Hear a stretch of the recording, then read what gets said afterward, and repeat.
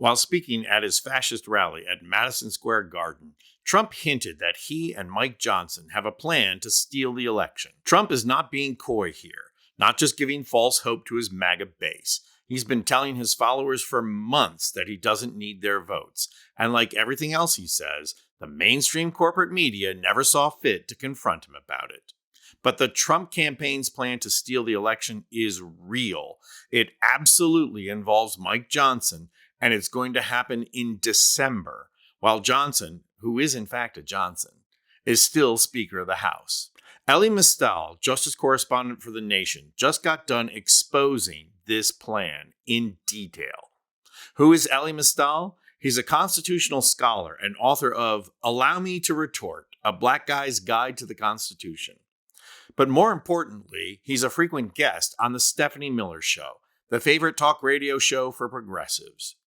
Mystal is also a frequent guest on MSNBC, and his appearances there are classic.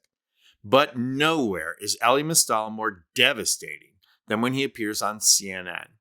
The right-wingers who appear on panels with him are certain that the Harvard Law School grad was some DEI admission, and they think that right up until he cleans their clock.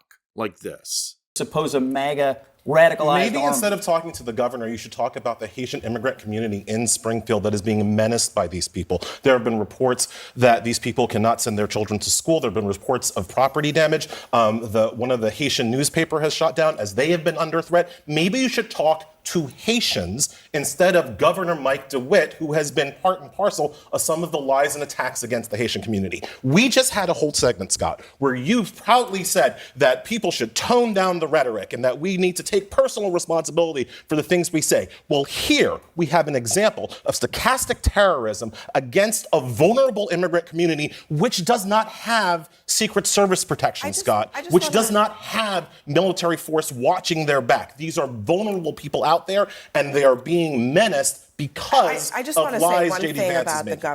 So now, Mystal has written a masterful piece for The Nation that reveals the completely depraved plan that Trump and our good Christian Mike Johnson are going to enact when Trump loses, and how you can bet the Supreme Court is going to allow it to happen.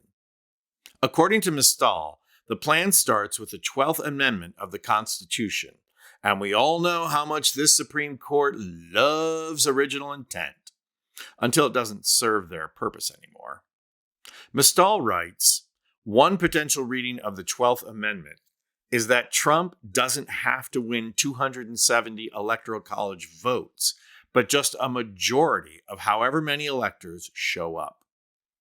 Trump's goal, I believe, is to decrease the number of electors appointed until he wins. So how does Trump do this? Well, Mystal states, the first step in such a process is to get Republicans in states Trump loses to contest the certification of their own elections. And we all know Trump and the Republicans who suck up to him have been laying the groundwork for this for years. Heck, Georgia passed laws to ensure the process can be delayed. So pay close attention to what Mystal says is the plan here. He's not saying create fake electors. He's saying create chaos and delay. Why? Because according to Mystal, the plan is to convince Republican state legislatures or Republican governors not to submit their valid slates of electors before statutorily imposed deadlines. All slates of electors are supposed to be certified by December 11th.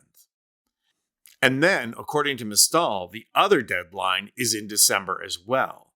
According to the Constitution, those electors are then supposed to vote and submit their results by December 25th. So the heart of the plan, according to Mystal, is that Republicans just have to delay long enough to pass those deadlines. They don't have to win, they just have to stall. And so states where Harris won will not get to send their electors because either the governor or the legislature will fail to certify. It's as simple as that. And how many states could potentially do that? Well, according to Elie Mystal, there are currently 27 states with Republican state legislatures, including Arizona, Florida, Georgia, North Carolina, and Wisconsin. There are currently 26 Republican governors running states, like Florida, Georgia, Nevada, and Virginia.